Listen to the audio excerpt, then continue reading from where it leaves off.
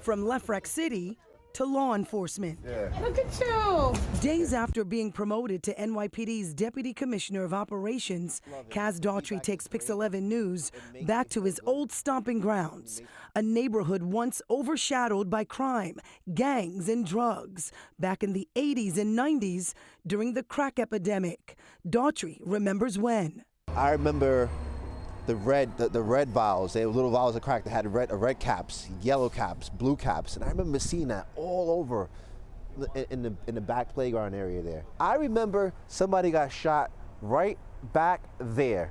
I was walking out that building. I heard pop pow. I remember seeing a young lady holding her pocketbook to the guy's neck. As a child growing up here, everyone had their hands on Daughtry's upbringing. So to see him navigate the rough streets to being one of the most powerful people in the NYPD is an inspiration to those who know him. I raised this guy since he was a baby. Basketball, tennis, everything. You know, I haven't been here almost 20 years, Nicole. And to come back here and see the people that send me messages, that send my mother messages, because, you know, we grew up here.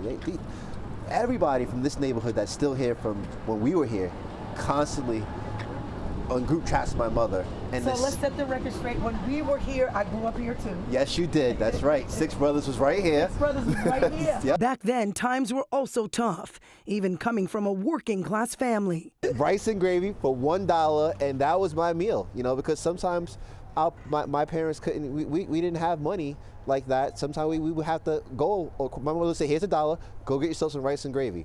You know, that's how it was back then. And perhaps the most influential in Daughtry's career choice was Chief of Department Jeffrey Madry.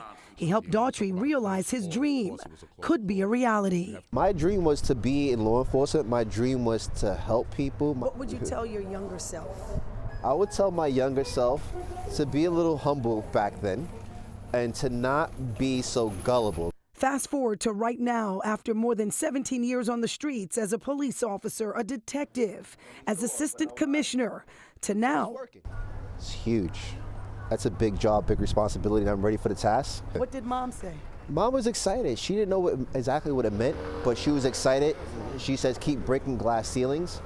And, you know, she also asks, how is this going to affect my home life? And, you know, I got to say, I wouldn't be where I'm at.